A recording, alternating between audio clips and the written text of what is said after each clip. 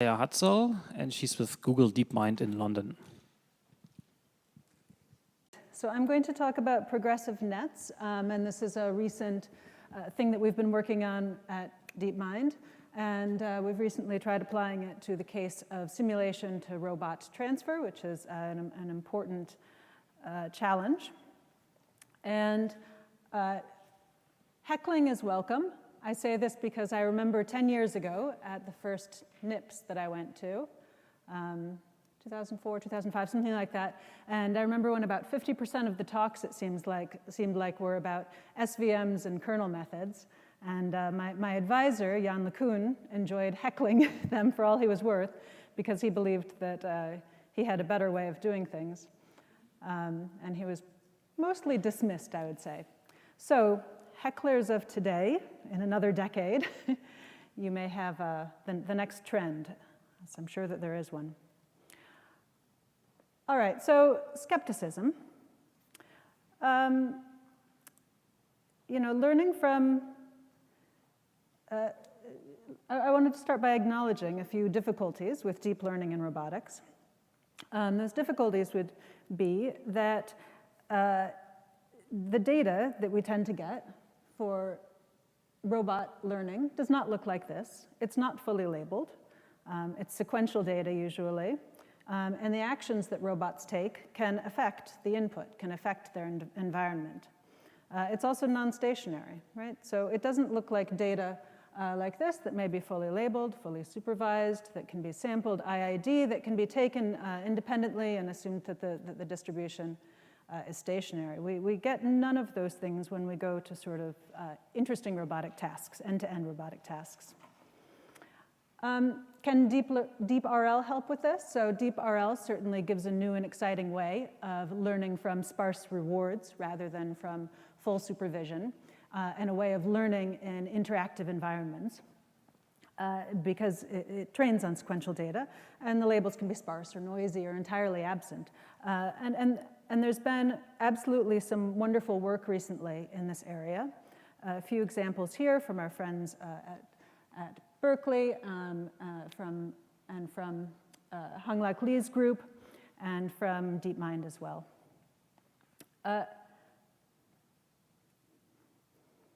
However, I would say that DeepRL is very data inefficient, and this is, of course, one of the biggest problems for learning in robotic systems is data. Because, as we all know, data in robotic domains does not generally look like this. It does not have this quantity, right? Regardless of the quality. Honest to God, robot data is slow to acquire. It's tough. So there are exceptions. For instance, Tesla, they can have lots of cars and gather data from all of it. It is a brilliant scheme for collecting data.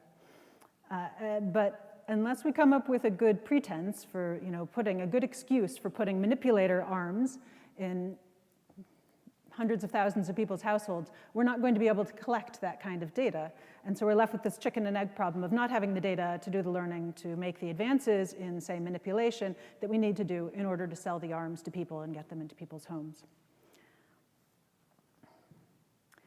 All right, so simulation to the rescue then, right? Simulation gives us a way of, can I start? Simulation, like this is MuJoCo, some different environments in MuJoCo, and this gives us a really good way of training on lots and lots of data. It's a very powerful approach.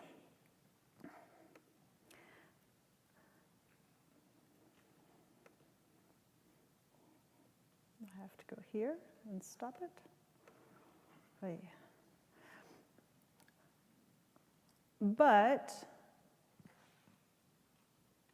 And deep learning likes simulators, so training. Robots need robot minders, they need robot babysitters, right? But simulators can just run 24 hours a day, 7 days a week, and they're just fine. Algorithms. So algorithms in simulation, we can do cool things like asynchronous reinforce. and have lots of different worker threads exploring in different environments at the same time, which helps immensely with exploration and makes learning large factors better, faster at least. Hyperparameters. So what can I say? After training experiments, after running experiments with hyperparameter sweeps on Google's computational resources, it is really painful to have to go to choosing a single learning rate for a single robot experiment that's going to take the next few hours to run, only having to choose one. It's a tough thing. So this all makes, and also speed. So when we are running in simulation, we can often run faster than we can run the equivalent experiment in the real world on the comparable robot platform. So I used to think of real time as fast. You would typically say, well, my algorithm is really good, it's really efficient, I can run it in real time. But now, real time seems slow compared with running a few orders, running at 200 frames per second or something in simulation. So from that point of view, real time is slow.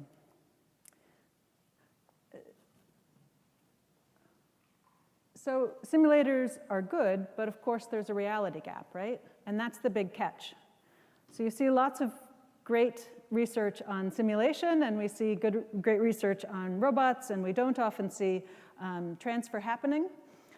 If it could, then that would help a lot. If we could do continual learning or transfer learning from task to task, it would be better for reinforcement learning problems in general, and be better for transferring from simulator to robot.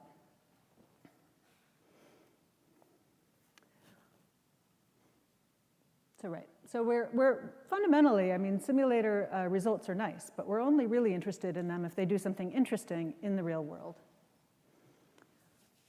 So that brings us to the idea of continual learning, transfer learning, and going from, for instance, from this model of the Jayco arm in MuJoCo to the actual Jayco arm. And it would also be nice if we could take all of these different sorts of tasks, for instance in Atari, and be able to take the learning from one and have it work and have it transfer to other tasks. So unfortunately, this is another problem for neural networks, right? If you try to train on one task and then retrain on another task, just do fine-tuning, then that often works well. The problem is you forget the previous task. So that's known as catastrophic forgetting, and there are not a lot of good answers to that. And the other problem that you get is if you want to train, sort of sidestep the problem of catastrophic forgetting by training on different tasks at the same time, sort of alternating between them. Well, that works in some cases. It works often for supervised learning, but for reinforcement learning, then you get something called policy interference, where you get that one learns and the other one goes flat, the learning curves, or the other one learns and the first one goes flat. Or 2 out of 3 of them work, but they tend to interfere with each other because the policies that we're learning with actions in RL environments are very tightly tuned, and you need to have a very precise sort of edge to the network, to your policy. So that leads me to progressive neural networks. This is work in collaboration with a bunch of people at DeepMind, pictured here, and the archive paper is out. So I'll talk a little bit about that and then go beyond that for our most recent work in the last couple of weeks, actually. So let's start with a single network, a vanilla network. We're going to call this a column for reasons that will become clear. And we're thinking here about RL. So the output of this network is a policy, pi, and a value function. But this could be used for supervised learning as well with a different output. And like I said, we're going to call this a column. And of course, we can train this. So in this case, training on Qbert and getting a policy from that. Now, in order to make this a progressive net, we add another column.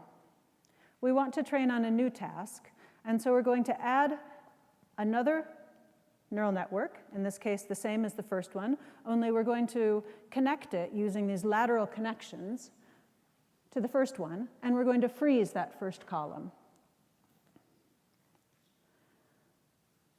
So that means that if we want to now train column 2 on Ms. Pac-Man, say, then we're going to feed in the inputs, feed in Ms. Pac-Man into both columns, and these lateral connections are going to allow us to use the features that have been trained for Qbert opportunistically. And the A there stands for adapter, and that means that that's either a linear or a nonlinear function, just a small layer that's going to act to gate, and that's a learned layer. It's just a learned gate that can effectively, especially if it's got a ReLU in there, just turn off those features if they are found to be harmful in learning the second task. And note that this does two things. It gives, first of all, Qbert can still be played. It hasn't been overwritten, so those features are preserved.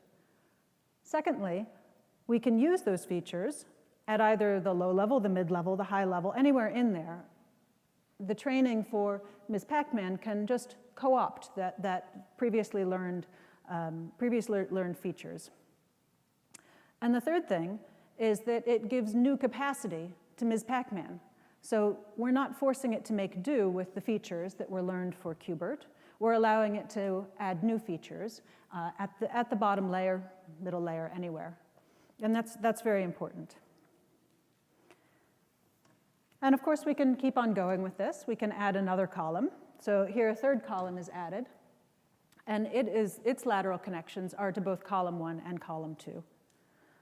And column 1 and column 2 are now frozen. And this can be trained on Space Invaders. So and note that at this point, column 3 has access to features learned for task 1 and task 2, column 1 and column 2. And this means that we get this compositioning of the features, something we've been calling deep compositionality, because the result here is that these different layers of knowledge can be used and reused and put together in new ways, and they never get destroyed, overwritten. So if I had simply overtrained Qbert, fine-tuned column 1, when I trained Ms. Pac-Man, then the Qbert-specific features would no longer be available. They would have been overwritten, obliterated. But here they're preserved so that as I keep on adding columns, I now have almost a dictionary of previously learned transformations that could be taken advantage of. So advantages, this is what I simply already said, but just to state them here. By design, rather trivially, there's no catastrophic forgetting. We can always still play the previous tasks that we learned on. We get this feature transfer from all previous tasks and layers. And we've added capacity for learning task-specific new features that need to be added. Thing I didn't mention, it also gives us a nice framework to be able to do analysis. So we can sort of tease this apart and say which features are being transferred from which task to which new task. There are disadvantages. You will have probably already noted a couple of them.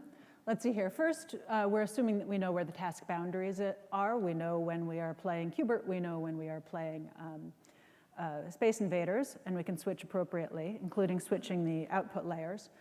This is a relatively trivial switching task because the domains look so different, but it is an area of future research for us.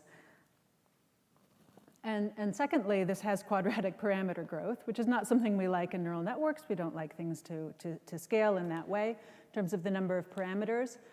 This is also sort of something that has some interesting ways of handling it and that we're looking at right now. In particular, I will note that in the analysis that we've done, we've noted that as we add columns, then the amount of capacity that we're using in each column strictly goes down and often exponentially decreases, so that by the time we're adding a fourth or fifth column, we're using almost none of the new capacity. This means that we should be able to handle this problem in a number of ways, including distillation, brain damage or pruning, other types of methods. So in our experimental setup, we trained using A3C, which is asynchronous advantage actor critic, because it's fast, works well. I think it could be DQN or another algorithm, but that's what we used. And these are the comparisons we made. So first, progressive net with a number of columns. Secondly, a baseline. The first baseline we compare it against is if you simply take a column and train it on the target task. There should be outputs there, policy and value outputs. I don't know why there aren't. The second baseline, baseline 2, is where we would take a single column. We would pre-train on task A and then just fine-tune the top layer on task B. This is often done with AlexNet, for instance.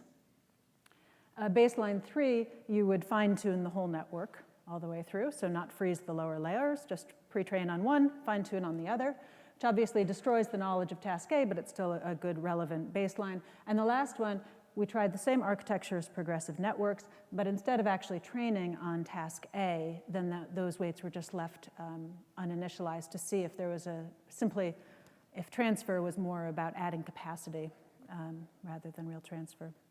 And I think we got all the relevant baselines, but you can let me know if you think that if there's an important one that we missed. All right, so Pong soup, this was our sort of toy domain. So we took Pong and we made some artificial variations in it. We, for instance, flipped the colors. It's normally brown and white. We changed it to white on black or black on white. We also did flipping of it, so a horizontal flip there of the input so that instead of your paddle being over here, you're over here, which you'll note is exactly the same way of playing the game. It's only the policy that's been flipped, but all of the input features should be the same.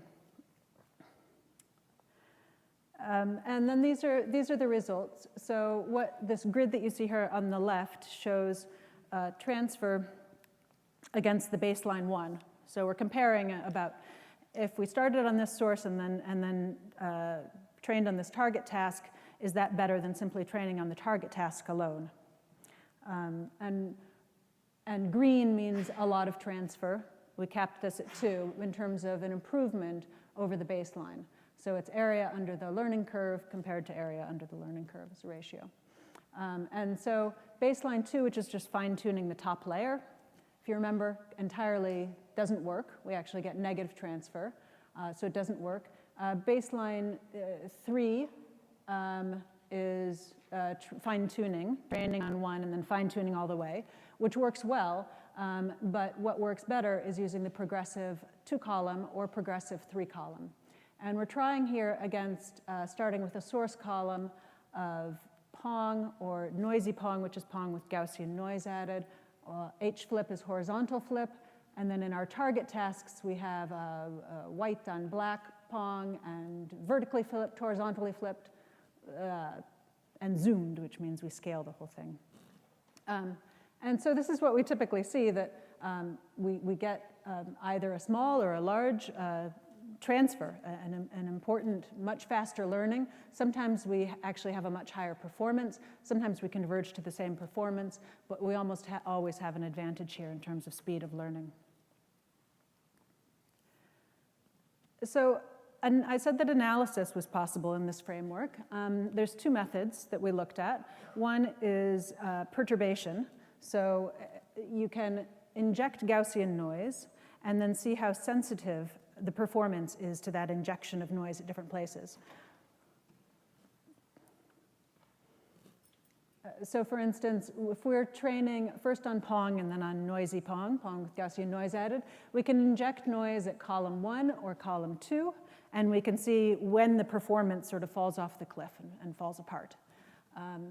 And we can inject noise at either the column level or at the layer level or even at the individual feature level. Another way to do analysis is to compute a Fisher sensitivity. So here we compute a modified diagonal Fisher and look at the measure, which is the network policy with respect to the normalized activations in each layer. And again, this can be done at a layer level, a feature level, at a column level. And this gives us a measure. And this was found empirically to be well aligned with the previous perturbation measure, but it's faster to compute, so we use this in the following analysis. So for instance, if we're looking at going from Pong to horizontally flipped Pong, then what we find is that blue means we're using these weights. White means we're not using these weights. We're not using almost any of this capacity because it's completely white. It's insensitive to that. No matter how much noise we add here, it doesn't change our performance on the game. So basically, we're reusing entirely the visual system learned on column 1, which is Pong, and we're simply adding new features or changing the features in order to play the H-flip version of Pong, which is what we would expect to see. Here's another case. Here we're going from Pong to a zoomed, scaled and translated version of Pong. And what we see is that here we can use the first layer features learned on Pong, but in the second layer we add some sort of mid-level vision features here and a new policy in order to play that version. Yeah? If this is the case, then why does fine-tuning the top layer not work? So fine-tuning the top layer does work in some cases. This does not, I mean, it's not a very fine measure. There are probably still small differences being made, like just simply a bias being shifted that would make all of the difference here. That's why we do see that fine-tuning from one to the other does generally work well, just not on multiple columns. And here's just one more. So this is going from Pong to Pong, where we've added a Gaussian noise filter on top, a mask on top. And here we see that the second column adds a significant amount, some first layer, some second layer, and some third layer features, and does not use as much from Pong. And this is because going from clean input data to noisy input data is, we all know, hard. And we can verify this by looking at the opposite case. What if we start with column 1 being from noisy Pong, trained on noisy Pong, column 2 being from Pong? That's much easier. We can use almost all of the features here. All right, so like I said, just recently, we started to experiment with progressive nets going from simulation to a robot. Here's the setup that we considered. The task here is to reach without grasping. We're just looking for the general reaching problem, so reaching to a target location. And the reward is a +1 for getting within a centimeter of the target location. And each episode lasts 50 steps. And for the model here, then, and the input in this case was RGB only, either rendered using Jayco or the real robot. And the output is joint velocities, 6 DOF. Like I said, we're controlling everything except for the gripper. And here the network, we added an LSTM. So this is a convnet, a 2-layer convnet, an LSTM with 128 hiddens, and a softmax output to give us those, to say for each joint whether it's rotating positively, negatively, or staying still. And again, we used A3C with 16 threads. And this is the learning curve for that process being run in simulation. It's not that easy of a task to learn from RGB. It takes a little while to learn. This is 1 million steps in the environment, and this would take almost 24 hours to run.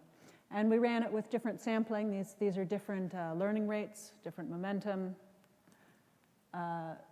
different hyperparameters. And remember that not only is it taking 1 million steps to learn, but each of these different jobs is using 16 threads because we're using async reinforce. So it takes quite a bit of data, but we do learn a robust policy. Then we can take this best performing job as our column 1. And we can transfer to the real Jayco robot. And you can see that the input spaces are quite different. I don't actually think we used the rainbow-colored model to train from. I think we turned it gray. but still, it's considerably different, the pixel spaces between them. This second column we added, there's no reason why it needs to be the same size, so we divided the width of it by a factor of 8. And this trained to the same level of performance in about 3 hours on the Jayco, using a single thread, and because there's only one robot, we only had the option of one thread. And this learns quite well. This is in the space of, like I said, this is about 3 hours to get to this performance, which is the same level of performance as we had in simulation. Is basically learning the task perfectly. And in comparison, we didn't train it for a long time, should have for longer, but the logs got lost, actually. This is what we would get if we simply trained one column by itself from RGB on the Jayco. Almost nothing. A hint of learning going on, but the difference is clear. And by the way, we thought that this column might be too small, this column might be too wide. We trained on something in between in order for the single column model. We tried larger and smaller, but that one worked the best. So in the next set of experiments, we were using just proprioception as the input, so without RGB, and this is so we could explore a more interesting set of different tasks. So in this first case, we have a reacher task with a random target location anywhere in a fairly large 3D area, and the input is proprioception, so joint angles plus the target XYZ location. And the network here, we don't need the ConvNet, so this is just an MLP, LSTM, and well, one thread here, 16 threads here. So we did the same general process, and this is how well it learns in simulation to get to different targets. It's a little bit jittery. It has a fairly large area, the 3 centimeters, I think it is, from the target location. But it can robustly get to pretty much anywhere in its space for that first column. And when we added the second column, so this is on the real Jayco, then what we found was similar in that we immediately went to a very high performance, so there wasn't as much of a reality gap here. And if we tried to learn this task from proprioception on the real robot alone, we got absolutely no learning happening. And this was in 2 hours of training. And that looks something like this. So here we are, the Jayco is running. All actions, inputs, outputs are through the Jayco. We're just using this screen here to mirror it for visualization so that we can see where the target is. So the Jayco is running to the target, and it pretty robustly finds the target wherever it is. Right now, the target's actually been placed in its base randomly, so it's trying to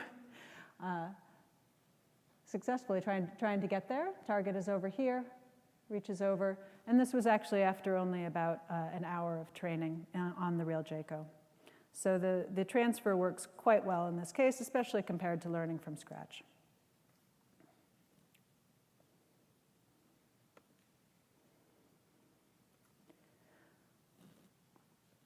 So we added another column, and this task, the learning curves look quite similar. This task was to catch a falling target. So when it started training, then the target was, then the arm would go to meet the target wherever it appeared. You can see that the target always starts on each episode at the top and then just steadily falls over the course of the episode. When it first started, it would go up to here to get the target, but then already have missed it and not be able to get any points. It learned, again, in about 2 hours to reliably intercept instead of go to the start position, intercept and track the target.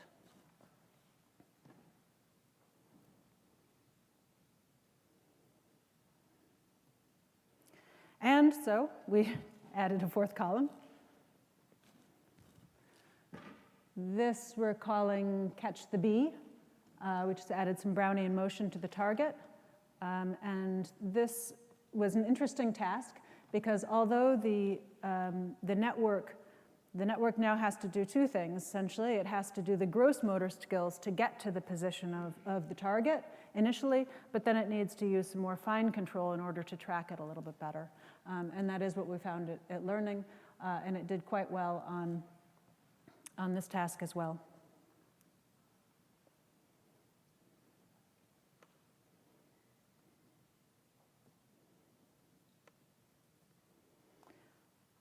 All right, so that's all that I have.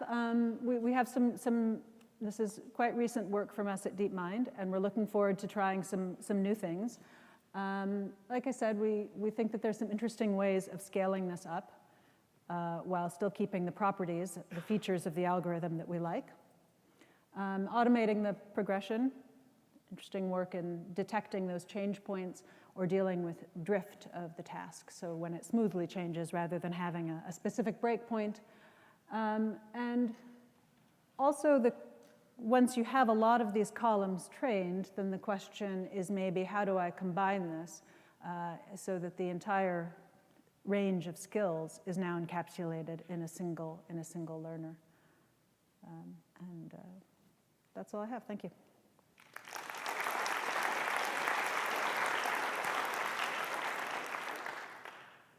Are there questions? Does the order of the tasks you add to train these progressive nets affect, say, the overall performance of all the tasks? It does. One of the interesting things we found, the paper has, by the way, longer runs of Atari tasks and such, and all of the results from those domains.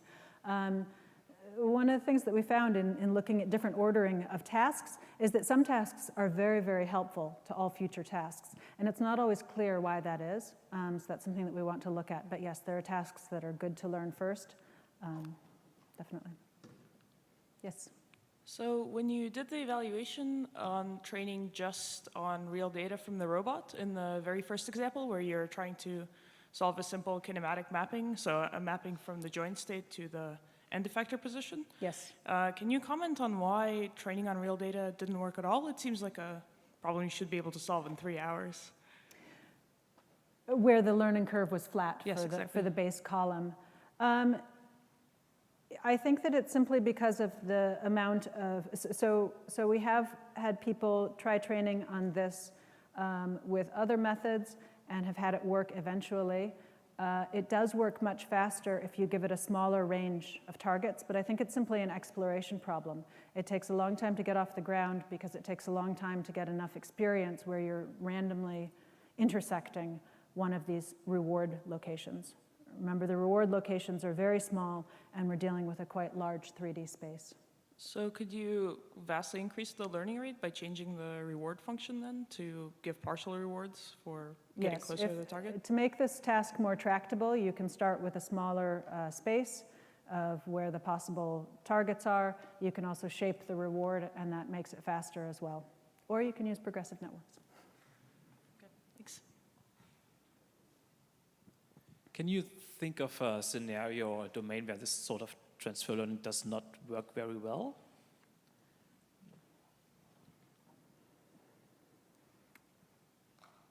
We have not found one. Clearly, if the input spaces were completely different, for instance, transferring from proprioception to vision, you would only be able to transfer the control layer, but that's actually an experiment that we want to do. Basically, add on, in a second column, add on the convnet at that point to learn the perception side of it.